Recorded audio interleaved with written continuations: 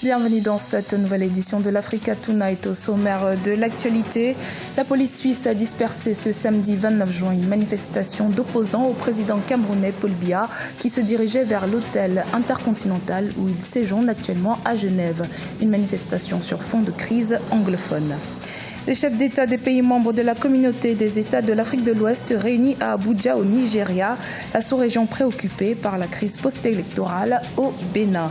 Et puis, fidèle à sa stratégie d'innovation, l'université Mohamed VI Polytechnique, en collaboration avec le groupe OCP, vient de lancer un programme d'accélération de start-up innovantes. Programme dénommé Impulse, les détails dans la suite de ce journal. La crise anglophone s'invite en Suisse. Ce samedi 29 juin, une manifestation d'environ 250 opposants au président camerounais Paul Biya, qui séjourne actuellement à Genève, a été dispersée. La Suisse qui a été mandatée pour faciliter un processus de négociation inclusif. Un sujet de la rédaction. Ils étaient près de 250 opposants camerounais à se diriger ce samedi 29 juin vers l'hôtel où séjourne le président camerounais Paul Biya à Genève en Suisse. Une manifestation dispersée par la police genevoise à coups de gaz lacrymogène sur fond de crise anglophone. Devant les différents interlocuteurs internationaux, le gouvernement camerounais avait pourtant enclenché les démarches pour démontrer toutes ses dispositions à œuvrer pour le dialogue. Il faut rapidement que les représentants du parti de l'opposition, en tout cas que leurs leaders réagissent, que les problèmes du Cameroun soient réglés au Cameroun et que les opposants, les leaders qui orchestrent ces manifestations de là où ils sont, rappelons-le quand même, qu'ils appellent à un mot d'ordre d'apaisement, de calme. Les principaux opposants souhaitent quant à eux que des préalables soient clairement respectés, notamment la libération de tous les acteurs de la crise emprisonnés injustement selon eux, et ceux des manifestants des partis politiques. Aujourd'hui, nous avons des leaders qui sont injustement emprisonnés, des leaders parmi lesquels notre président, le professeur Maurice Kamto et les alliés de la coalition. Donc, tant qu'ils ne sont pas libérés, tant que les conditions d'un tel dialogue inclusif ne sont pas remplies et que ce dialogue est effectivement entamé avec la participation de tous les acteurs politiques majeurs de notre pays, nous allons continuer à manifester et aussi jusqu'à ce qu'il y ait l'arrêt de ce conflit injuste et incompréhensible qui a lieu dans la zone du nord-ouest et du sud-ouest. Les partenaires internationaux déplorent et fustigent les violences commises par chacune des parties. Le Centre humanitaire pour le dialogue indique avoir reçu les divers groupes sécessionnistes impliqués dans la crise afin d'amorcer un dialogue tripartite avec le gouvernement et les partis politiques d'opposition du Cameroun. Une étape préalable à un véritable retour à la paix dans les régions du nord-ouest et du sud-ouest, comme le souhaitent les citoyens camerounais dans leur large majorité. Les chefs d'État et de gouvernement de la CEDEAO réunis en session extraordinaire à Abuja, la capitale nigériane. À l'ordre du jour, la crise post-électorale qui prévoit actuellement au Bénin. Ils devaient analyser les recours déposés par les forces de l'opposition béninoise suite à leur exclusion des législatives du 28 avril 2019. Les recours relatifs à la situation de l'ancien chef d'État Boni Yayi étaient également en question. Reportage de notre correspondant Leftiounou, commentaire Ange Noménian. La crise post-électorale béninoise au cœur d'une réunion des chefs d'État de la communauté des États de l'Afrique de l'Ouest ce 29 juin 2019 à Abuja, au Nigeria. Le pays connaît une crise politique et post-électorale suite à la non-participation des partis de l'opposition aux législatives du 28 avril 2019. Il faut pouvoir mesurer cette marge de manœuvre à l'aune de plusieurs éléments. D'abord, il y a les rapports de force entre pays, rapport de force économique, rapport de force politique. Il y a aussi l'émotion.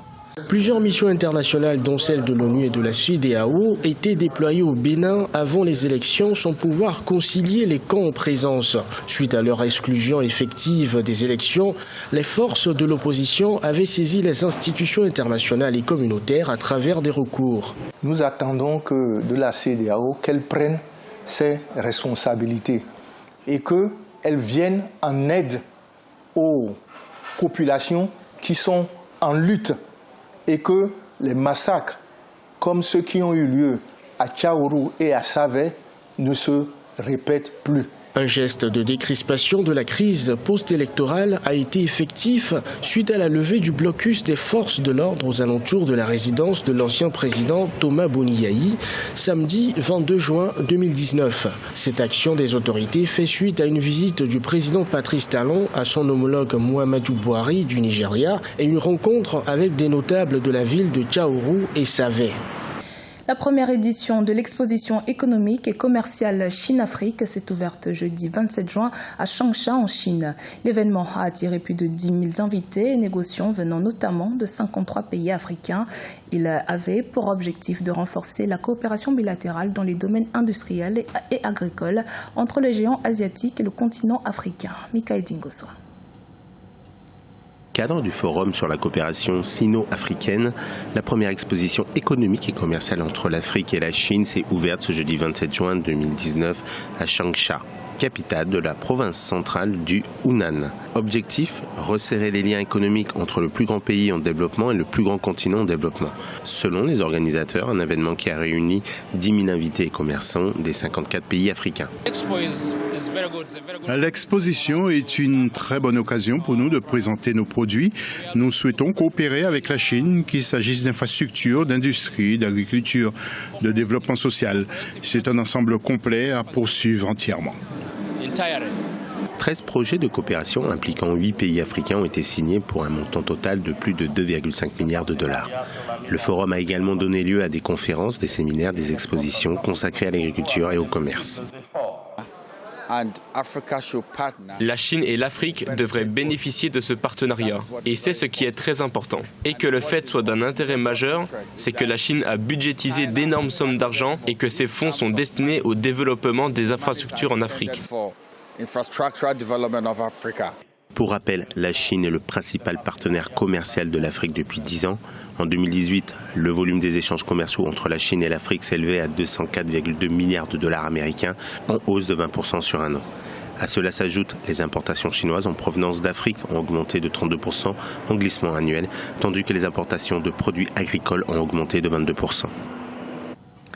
Développé par l'Université Mohamed VI Polytechnique en collaboration avec le groupe OCP, le programme Impulse a été lancé le 26 juin à Casablanca. Le programme à dimension internationale est destiné aux startups innovantes évoluant dans 4 secteurs prioritaires, l'agritech, les biotechnologies, les technologies minières et les sciences des matériaux et les nanotechnologies. Les précisions dans ce reportage de notre envoyé spécial au Maroc, Sadoul Mokhtar. Un programme pour servir de tremplin pour développer un accélérateur de start-up africain baptisé Impulse. Développé par l'Université Mohamed VI Polytechnique en collaboration avec le groupe OCP, sa filiale OCP Africa et Mass Challenge, le programme Impulse est ouvert aux entrepreneurs talentueux dans les domaines de l'agritech, des biotechnologies, des nanotechnologies et des technologies minières. Ce programme-là, c'est la première étape dans le processus de construction de Mass Challenge Morocco, qui est une plateforme stratégique d'accélération de start-up.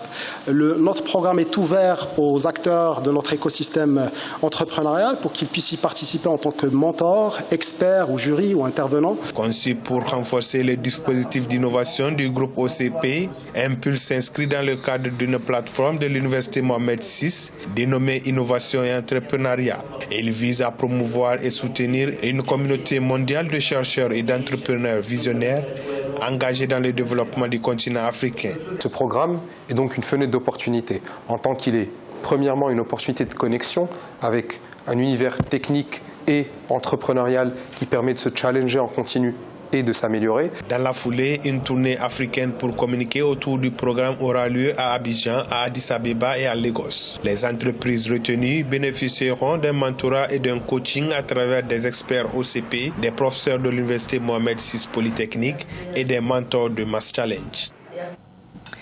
2 jeunes Tchadiens passionnés par les pratiques et coutumes ancestrales ont pris l'initiative de valoriser les patrimoines culturels des ethnies du Tchad. Objectif, transmettre aux générations futures les pratiques ancestrales qui tendent à disparaître avec le temps. Reportage de notre correspondant Mahamat Ramadan, commentaire Thierry Ndassa. Des visages, des paysages, des histoires, mais aussi des chants. Telles sont les œuvres des jeunes photographes tchadiens Yaya Saria et Naneadji Kagara, exposées du 11 au 28 juin 2019 dans la capitale N'Djamena. Le projet Découvrir son identité et la faire découvrir à l'autre, une exposition photographique sur la diversité culturelle tchadienne qui a pour but de permettre aux jeunes de se découvrir et valoriser leur patrimoine au-delà des frontières. L'idée, c'était donc d'aller à chaque point de rendez-vous, à chaque rencontre, c'était de faire des portraits photographiques des personnes rencontrées et également des portraits sonores. Donc c'était Yaya Saria qui faisait ces portraits sonores, qui consistaient à avoir des témoignages en fait, de chefs traditionnels, de sages, enfin de personnes en tout cas connaisseurs de la culture tchadienne. Donc c'était de donner la parole à ces personnes qui sont dans l'ombre mais qui portent une culture aussi. Cette exposition qui offre une expérience tant visuelle que sonore, met aussi en perspective l'histoire des pratiques culturelles tels que les signes gestuels, les marques corporelles et les accoutrements des différentes communautés du pays. Une initiative saluée par les autorités en charge de la culture. Ils ont pu révéler cette diversité, ce regard très fier de toutes les communautés tchadiennes. Donc c'est un orgueil pour nous de pouvoir les appuyer, de les accompagner, de les encourager à aller beaucoup plus loin pour que le nom du Tchad puisse être positionné au niveau international par cet art. Selon les initiateurs, cette exposition photographique est d'abord un regard d'artiste porté sur des gens qui composent le Tchad, sur des paysages qui façonnent ce territoire et surtout un regard sur des savoir-faire ancestraux qu'ils souhaitent transmettre à travers les photographies aux générations futures. C'était le journal de la rédaction. Merci de votre fidélité. Dans un instant, une nouvelle édition de l'actualité sur Africa 24.